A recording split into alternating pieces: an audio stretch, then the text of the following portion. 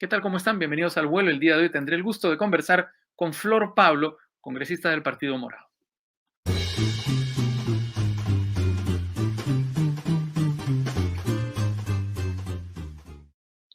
Flor Pablo, ¿qué tal? ¿Cómo estás? Bienvenida al vuelo. Es un gusto conversar contigo. Hola Raúl, ¿cómo estás? Muy buenas tardes. Bueno, has hecho una introducción que nos coloca en lo que estamos en este momento, ¿no? Un gobierno precario, eh, muy errático y también con un Congreso que contrarreforma claramente, ¿no? Creo que los tiempos muy complicados para todo lo poco que ha avanzado nuestro país, no solo en educación, sino en otras áreas también estratégicas del desarrollo. Entonces el tema es, ¿qué hacemos, no? ¿Qué ¿Cómo hacemos? Es salimos? justamente lo que te iba a preguntar. ¿Cómo salimos de este momento, no? Y de verdad que es una respuesta complicada y creo que todos estamos como ensayando, pero ese ensayo viene desde cuál es nuestra vocación y nuestra naturaleza, ¿no? En el caso de nosotros, el Partido Morado, los 3 congresistas del partido, si hay algo que nos mueve de hacer política es nuestra vocación de servicio. Y creo que nuestra afirmación en el sistema democrático, en la lucha contra la corrupción, en la defensa de derechos es lo que nos permite, y la búsqueda de la concertación y del diálogo, porque en un país como tú lo has marcado, tan dividido, tan polarizado, donde rápidamente se estigmatiza, rápidamente se pone una etiqueta, difícil construir, pero en ese escenario tenemos que hacerlo, ¿no? Yo creo que efectivamente hay un espacio mínimo que tiene el presidente en estos días. En realidad creo que ha llevado él mismo, ¿no? Más allá de las fuerzas vacadoras que han habido desde el inicio, que decían que había fraude y demás, pero además de toda esa presión de una ultraderecha, él mismo en su desempeño, y lamentablemente creo que aquí también los aliados del gobierno, una derecha más progresista, creo que en su momento no hizo, ¿no? Las advertencias, los ajustes, la crítica, creo que fue dar su imagen, dar su experiencia, dar su trayectoria sin exigencia, ¿no? Y eso creo que es algo que no termina ayudando. Pero ahora, ¿qué nos deja de bueno esa alianza? Y es que nos deja un panorama clarísimo. Las declaraciones al final de Mirta Vázquez, de Avelino Guillén, diciéndonos realmente las grietas que hay en términos de grietas para la corrupción, la discrecionalidad, donde la meritocracia y los nombramientos son en realidad totalmente manejados, politizados, nos da un panorama clarísimo y creo que el presidente, y lamentablemente no escuchó esas advertencias y recomendaciones. Él que decía que estaba aprendiendo, bueno, parece que no tomó nota de lo que le decían sus aliados, porque han sido parte del gobierno, y nos puso a valer, ¿no? Que realmente nosotros, si recordarán, cuando estuvimos en la bancada, tuvimos una posición, los tres, de crítica y de mandarlo a la Comisión de Ética, porque tuvo una actitud muy agresiva con una colega parlamentaria en una comisión, ¿no? Entonces, yo siempre digo que estas cosas de valores, de comportamientos, no se aprenden, pues, no son cosas que llegan de un momento porque tú tienes un cargo, ¿no? Tienen que ver con tu Pero el esencia. caso de Valor, de Valer, además, el caso de Valer no era un caso de valores. Valer es una persona que no está en sus cabales, creo, más allá de lo que piense. Bueno, creo que ha demostrado, ¿no? Entre su pase por diferentes rápidamente, que no tiene pues una posición fija política, en realidad está como al mejor postor, ¿no? Y nos ponen como presidente de gabinete a alguien con esas características, difícil, ¿no? Difícil poder, nosotros salimos rápidamente a señalar que no era la persona correcta. Bueno, ahora estamos esperando un cambio y por eso creo que como el oxígeno se le acaba, ¿no? Sí. Al ¿Se propio le gobierno. está acabando o ya se le acabó al gobierno? Es decir, ¿tiene esta última oportunidad en tu Yo juicio? creo que esta para nosotros es la última oportunidad, pero no solo de cambiar nombres, ¿no? Porque si, no se trata de hacer una junta de acá de allá, sino se trata de plantear una propuesta programática y hacer un giro en la política de gobierno, ¿no? Tiene todos los elementos para hacer esa recomposición en términos de las cosas en las que ha fallado en estos meses. Y la verdad, si no, lo que creo que Raúl debe venir y así ensayando respuestas, porque creo que en escenarios como estos no pueden haber respuestas de un solo grupo. Creo que tenemos que abrir, y nosotros hemos iniciado una conversación, por ejemplo, con el Acuerdo Nacional. Creo que tiene que venir una convocatoria a las fuerzas políticas y tenemos que encontrar una salida democrática, ¿no? Pues Una salida. ese es el sentido de la carta justamente de la presidencia. ¿Qué te parece esa iniciativa también institucional para tratar de afrontar la crisis a partir del encuentro de los tres poderes? Así, creo que es lo que corresponde. Nosotros estamos enviando una comunicación al Acuerdo Nacional en ese sentido de que nos convoque a las fuerzas políticas, porque necesitamos también una mediación. En esta polarización necesitamos encontrarnos y acordar, porque no se trata de Pedro Castillo, no se trata de Mari Carmen Alba, no es un tema de personas, es un tema del país. El país está en este momento, Raúl, no nos olvidemos, en un momento dolorosísimo de pandemia, donde los más pobres han perdido empleo, han perdido educación y han perdido muchas posibilidades de las pocas oportunidades que iban consiguiendo. En realidad hemos retrocedido tremendamente en todo y eso nos tiene que llamar la atención. Entonces acá no estamos hablando más allá de las personas, creo que tenemos que ponernos en este momento a pensar en el país. Y el país está más empobrecido del que estaba, más dividido del que estaba. Entonces, ¿cómo hacemos para encontrar? Y creo que es un momento de verdad, dejando a un lado nuestras pugnas y diferentes situaciones que nos pueden dividir, encontrar una salida democrática en este momento. Y creo que el presidente se está jugando, ahí pueden haber cuánto de oxígeno, ya no tiene oxígeno, pero creo que esta es su última oportunidad y tiene que reconocer y tiene que tener también ese gesto patriótico, creo yo, en este momento, de saber cuándo puedes o no puedes seguir en el cargo. Así es que de este gabinete se juega, creo que para los que hemos confiado y queremos ser una oposición, somos una oposición constructiva, pero a la vez una oposición pues que no se puede quedar esperando toda la vida, ¿no? Y ni se puede quedar esperando contemplativamente que venga un cambio cuando este no viene, ¿no? Hay varias salidas, como tú bien lo has señalado. El pero esto quiere decir, lo que estás planteando quiere decir que si esta última oportunidad que tiene Castillo no funciona, es decir, si pasa si desaprovecha el presidente esta oportunidad, el Congreso también debería tener este acto de desprendimiento y permitir una transición de los dos poderes del Estado, es decir, también debería producirse un cambio de legislativo, o lo que está planteando la presidenta del Congreso es más bien lo que debería hacerse, que solamente se cambie la figura presidencial y el Congreso se mantenga. Mira, hay varios caminos, ¿no? Sí. Uno primero creo que es quien constitucionalmente, ante una renuncia, que es lo que vendría en el caso, Dina por lo menos Boluarte. esa es la posición nuestra del partido también, si es que no, este gabinete no es un gabinete pues que enmiende errores, ¿no? Y que busque esa gobernabilidad, viene Dina Boluarte. Yo creo que es lo que corresponde, ¿no? Porque tampoco se trata aquí pues de estar no es que cambias al Congreso, cierras acá y va a venir algo mejor. También esa es la reflexión que tenemos que hacer. Lamentablemente tenemos una crisis institucional muy fuerte. Y miren, o sea, veamos el Congreso. A veces yo soy muy crítica, así como soy crítica al Ejecutivo, también respetando la institucionalidad de cada poder, soy muy crítica también al propio Congreso y al desempeño nuestro como parlamentarios. Y definitivamente no es pues, no solamente es porque en el mundo no hay mucha aprobación a los congresos que tenemos, la aceptación que tenemos, sino también es porque, por ejemplo, en este momento, las contrarreformas. Lamentablemente, los partidos como el nuestro, o como otros partidos que tienen una visión más pro reforma, o las personas que con conocimiento del Estado, con una vocación real de servicio, vamos a la política, es mínima. Nuestra reforma política es, creo que decir inicial es mucho, ¿no? O sea, necesitamos... Pero, por ejemplo, es verdad, digamos, estamos en medio de esa polémica y quiero hablar de eso, quiero hablar justamente de la contrarreforma universitaria, porque es un tema que ha abierto gran polémica. Yo estoy en contra, por supuesto, de la contrarreforma universitaria, porque creo que es un premio para las mafias de las universidades Bamba. Pero el día de hoy el almirante Montoya publica una serie de tweets desinformando de una manera absolutamente descarada a la población, diciendo, entre otras cosas, que Francisco Sagasti fue parte de la SUNEDU.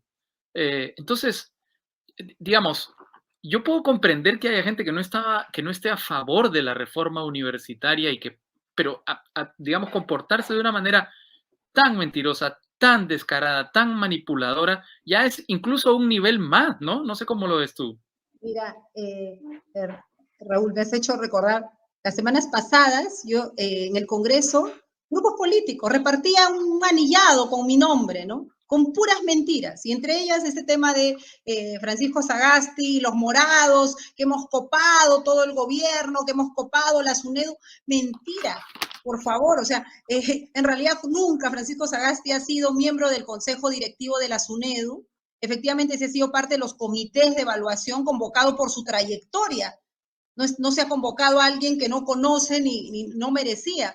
Y que yo tenía que ver, mentira, yo en el Partido Morado estoy desde el año, desde el año pasado, en Sí, realidad, después de en ser el ministra, partido. ¿no?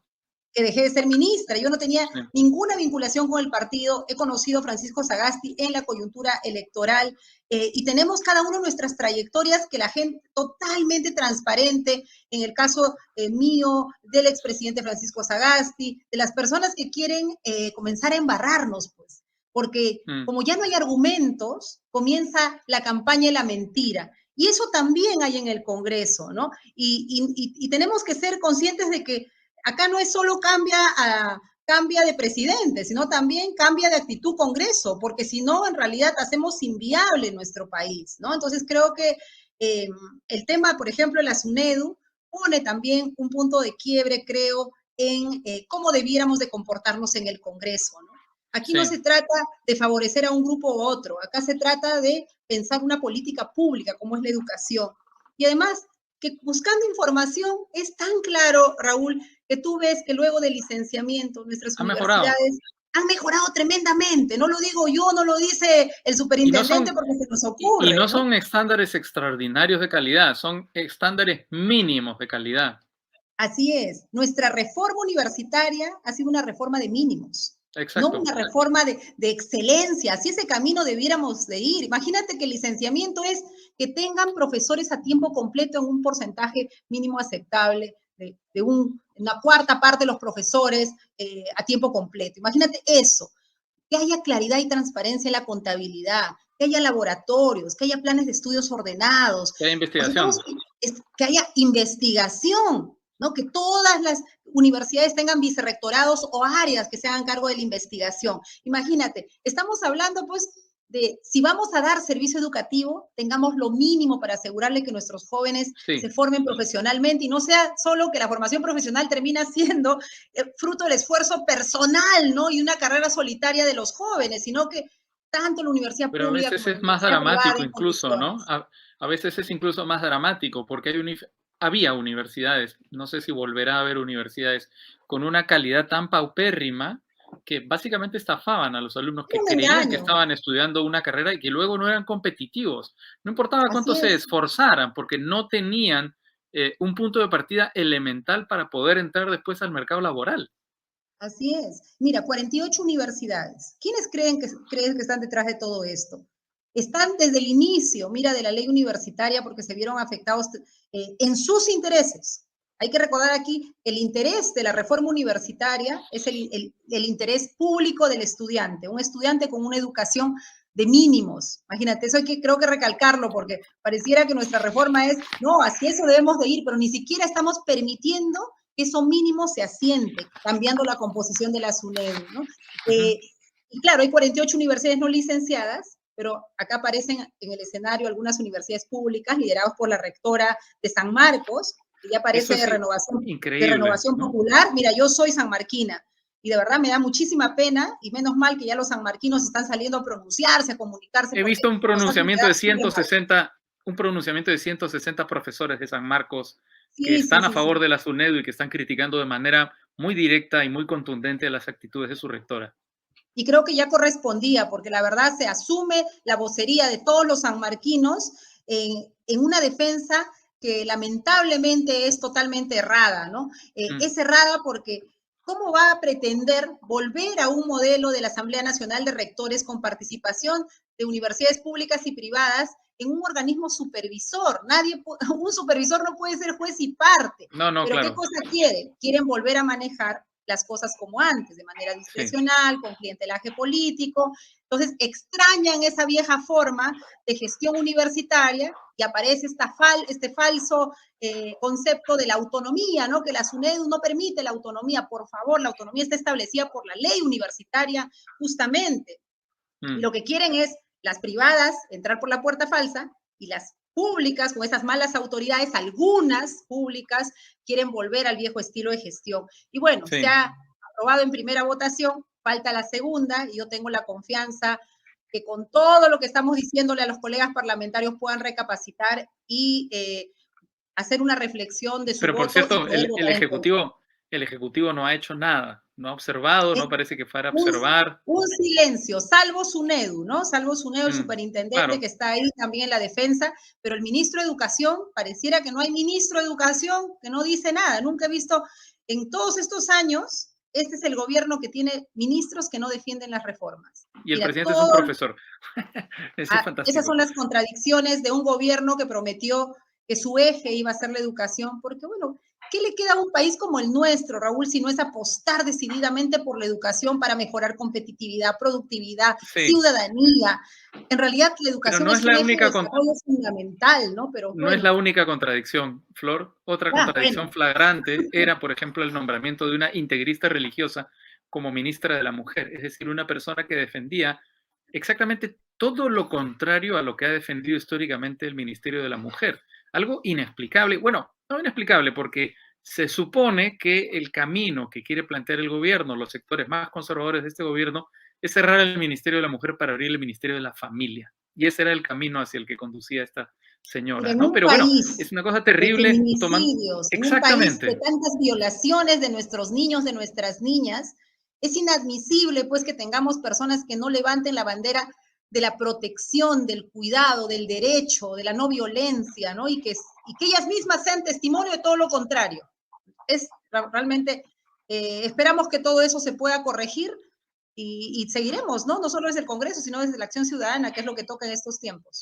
ahora, también es una gran contradicción, o la verdad, una verdadera bofetada en el rostro del país, que el ministro más estable en el gobierno de Pedro Castillo haya sido el ministro de Transportes y Comunicaciones, el señor Silva, que ha emprendido también un ataque muy virulento contra la reforma del transporte, es decir, defendiendo las combis, digamos, el transporte informal que mata decenas a cientos de peruanos todos los años. O sea, a ver, estamos repitiendo, digamos, muchas contrarreformas, lo que demuestra que hay un patrón Hay claramente un dentro del patrón. gobierno. Estamos en un momento político contra reforma, que viene desde la no defensa y la no prioridad del Ejecutivo, pero también ahí se alinea la mayoría en el Congreso, Raúl. Yo creo Sí, que eso tenemos que tenerlo claro. Estamos en un momento político contra nuestros derechos. Porque ¿qué son las reformas sino la posibilidad de poder tener mejores servicios para tener derechos? Derecho a la educación de calidad, derecho a un transporte seguro, digno. Y eso es lo que en este momento está siendo cuestionado por estas fuerzas políticas, y no solo cuestionado, sino atacado. Entonces, sí. estamos en un momento donde tenemos que tener esa conciencia y esa claridad, y creo que desde un bloque, de hecho, parlamentario pequeño, de una minoría, estamos con esa voz, pero necesitamos que también la acción ciudadana cuestione e interpele a los congresistas de para qué han ido al Congreso. Hemos ido al Congreso a servir a las finalidades públicas, a servir a los ciudadanos, no a irnos contra sus derechos. Y creo que es un momento muy delicado, por eso digo que acá hay una responsabilidad del Ejecutivo, pero también del Legislativo, porque las cosas Sí. no ocurren desde un solo poder. Ahora, es evidente que dentro del legislativo hay representantes que están ahí por mafias, ¿verdad? Las mafias de las universidades de mala calidad, las mafias del transporte, es decir, son grupos articulados que tienen representación en el legislativo. Y tomando en cuenta que tú eres una congresista, te quería preguntar si eso se siente en el día a día del Congreso. ¿Cómo se percibe eso? Mira, es claro, ¿no? Hay partidos que van porque tienen negocios, no hay forma que tú vayas, tengas tu negocio y no defiendas tu negocio educativo o los negocios en el transporte, el tipo de proyectos de leyes que se plantean. Y lamentablemente, el voto por principio y poniendo al ciudadano al centro no es lo que caracteriza, ¿no? Hay Mm. también los arreglos de tú votas hoy día por mis proyectos, yo mañana voto por ti, y eso se le llama actuar políticamente, ¿no? y, y, Antes se le decía y, y, cuando, componenda. y cuando tú preguntas, no, es que estamos negociando políticamente, ¿negociando qué? Están negociando la posibilidad en realidad de beneficiar a las mafias, no de beneficiar a los ciudadanos. En realidad tenemos que tener mucha claridad sobre este tema y hay que hacer un cuestionamiento al Ejecutivo, por supuesto, pero también al Legislativo, que en este caso, como te digo, con la reforma educativa que lo hemos visto, ¿cuál es el interés de cambiar la composición de la SUNED? El interés Sí. es clarísimo. Quieren bajar los estándares que ya son estándares mínimos, quieren segundas oportunidades, ampliación de plazos, que vuelvan aquellos que sienten y que, claro, la SUNEDU ha sido firme en encerrar y no darles el licenciamiento, pero ojo, no es un cierre, ellos podrían volverse a presentar, como lo ha hecho la Pero Universidad bueno, Gonzaga de Ica, pero no exacto, quieren. fue el caso de la Universidad San Luis Gonzaga, lo que te iba a decir. Es Claro, decir, por supuesto, son estándares un poco superiores a los del primer tramo del licenciamiento, pero hay una universidad que lo hizo, es decir, se propuso obtener el licenciamiento en segunda ronda, por llamarlo de alguna manera, y lo ha obtenido. O sea, no es imposible. claro que sí. Mira, Raúl, cuando nosotros hicimos, me tocó cuando yo estaba en el Ministerio de Educación, el no licenciamiento de la Gonzaga de Ica, ¿no? Y fue realmente lamentable y dijimos inmediatamente en el Ejecutivo, en el gabinete, ¿qué cosa hacemos? Y sacamos una serie de regulaciones que nos permitía plantear, por ejemplo, un plan de emergencia. Eso mismo pueden hacer los promotores de la universidad, plantear un plan de nuevamente licenciamiento y hacer su ruta, pero no. Lo que están buscando en realidad es usar el poder político, ¿no? Las fuerzas en las bancadas para poder volver las 48 universidades no licenciadas. Y Claro. usan un discurso que es engañoso, ¿no? La SUNEDU ha perjudicado a los estudiantes, cerrando esas universidades. Quien ha perjudicado a los estudiantes es la universidad que no invirtió en esas condiciones mínimas. Y ¿Y qué hacen efectivamente, los más bien estafó? el Estado ha generado becas, ha generado mecanismos para que se perjudique a la menor cantidad de estudiantes. Es cierto que hay Mm. una cuarta parte de esos estudiantes que están en una situación complicada. La misma SUNEDO ahorita está nominalmente viendo quiénes son, dónde están y qué nuevas estrategias se pueden implementar. Ese es el camino. Por ejemplo, yo le decía a los colegas, ¿no? Que están apoyando estas contrarreformas, si tanto les preocupa a los estudiantes, hagamos un proyecto de ley, estamos estudiando eso ahora, un proyecto de ley que haga que las universidades que no se licenciaron y perjudicaron a esos jóvenes, los indemnicen pues por haberlos estafado. Pero ese tipo de proyectos no es que no se les ocurre, simplemente aquí hay unos que trabajan para los ciudadanos y hay otros que trabajan para los negocios y para los intereses Bueno, particulares. yo alguna vez hablé con una persona que se había encargado de reformar una universidad para conseguir un licenciamiento. Era off the record, no diré quién, pero me dijo off the record que la universidad para obtener el licenciamiento había invertido cerca de 150 millones de dólares. Ese era el precio que había tenido que pagar la universidad para alcanzar estos estándares mínimos de calidad. Claro, sale más rentable poner una bancada, es más barato, ¿verdad? Mira, Que gastar 150 millones de dólares. al Estado, Raúl, considerando además que nos falta invertir mucho más, ha invertido 1.000 millones para que las Sí. universidades públicas logren su licenciamiento. El grupo Acuña, que se ha licenciado, sería bueno, ¿no?, que salgan también a contar, porque es una universidad privada, por ejemplo, y así como otras privadas con fines de lucro que han apostado y que han invertido. Entonces, hay también de los privados que han hecho su trabajo, ¿no?, y Sí. que creo que han entrado a las riendas del licenciamiento y de la reforma, que está muy bien, así como las públicas, y ese es un camino, mira, como digo, de una reforma planteada sobre mínimos que no podemos retroceder. La verdad, yo Mm. sí creo que todavía hay margen, que en la segunda votación espero no se logren los 78 votos que necesitan ellos, que puedan haber más colegas que hagan esta reflexión.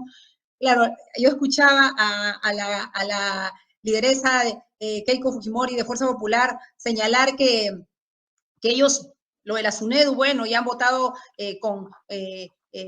en contra de la SUNEDU, pero que en el siguiente proyecto de ley, que es ampliar el plazo, van a votar en contra, no lo van a apoyar. Y en realidad cuando yo le escuchaba, decía, bueno, no necesitan ya ni siquiera apoyarlo, porque cambiando ¿Para la qué? composición de la SUNEDU, ¿para qué? Es casi lavarse Claro, la cara y decir, no, sí, yo totalmente. apoyo las reformas. No, no necesitan. El golpe más duro a la reforma universitaria es el cambio de la composición de la SUNEDU. Por eso el ataque sistemático a la SUNEDU, porque la SUNEDU le significa, es el supervisor, le significa en realidad la traba a la informalidad, a la mediocridad, y es la posibilidad que tenemos de controlar, ¿no?, y dar condiciones básicas. Es cierto que hay que mejorar. Yo misma, Raúl, tengo un proyecto de ley que presenté donde no solo los 5 miembros, sino los 7 miembros de la SUNEDU deben ser por concurso. Pero eso es querer fortalecer la La SUNEDU. SUNEDU, claro. Pero no, Eh, de pronto quieren, no, ahora ya no van a ser por concurso, sino todos representantes, ¿no?, que vienen por elección popular, muchos de ellos. Es la locura. En realidad, este proyecto de ley aprobado en primera votación es absolutamente nefasto a lo poco que ha avanzado el país. Mm. Y yo espero que la presión ciudadana permita que no se apruebe en segunda votación y sea archivado. Finalmente, Flor, la política ahora mismo es un hervidero de chismes. Todo el mundo tiene un candidato para ser presidente del Consejo de Ministros. No sé si has escuchado algo. Yo he escuchado algunos nombres. No sé si los has escuchado tú. No sé si tienes algún dato calentito que nos puedas contar. Mira, nada, nada, nada. Eh, Siempre estos son momentos de especulación. Yo creo que, como he dicho al inicio, el presidente se está jugando el último, lo, poco de, lo poquitísimo de oxígeno que le queda. Espero ponga un gabinete que permita evidenciar un giro en la política de gobierno, en la lucha contra la corrupción, en el manejo del Estado en base a nombramientos de gente que conozca el sector y que sobre todo sea gente honesta, ¿no? Que tanto necesitamos, y puedan abrir al diálogo. Y además de solo pedir al Ejecutivo, la verdad son tiempos en los que yo espero que el Acuerdo Nacional nos convoque y las fuerzas políticas tengamos la disposición de poner sobre la mesa lo que está en juego. Lo que está en juego no es la continuidad o no continuidad de un presidente o de un Congreso. Lo que está en juego es la vida de la gente, las posibilidades que tiene ahorita, sobre todo la gente de las zonas más empobrecidas de nuestro país, de ver con posibilidades su vida mañana, pasado. Y la verdad que estamos en tiempos muy duros. A veces nos olvidamos que estamos en una pandemia, ¿no? A veces con el calor de la política nos olvidamos del momento país, y creo que eso nos tiene que marcar y ayudar a bajar un poco la tensión y los ánimos y encontrar una salida democrática a este momento. De acuerdo, Flor. Pablo, como siempre, muchas gracias por participar en Al Vuelo. Es un gusto. Muchas gracias a ti. Gracias. Hasta luego. Muchas gracias. Y muchas gracias.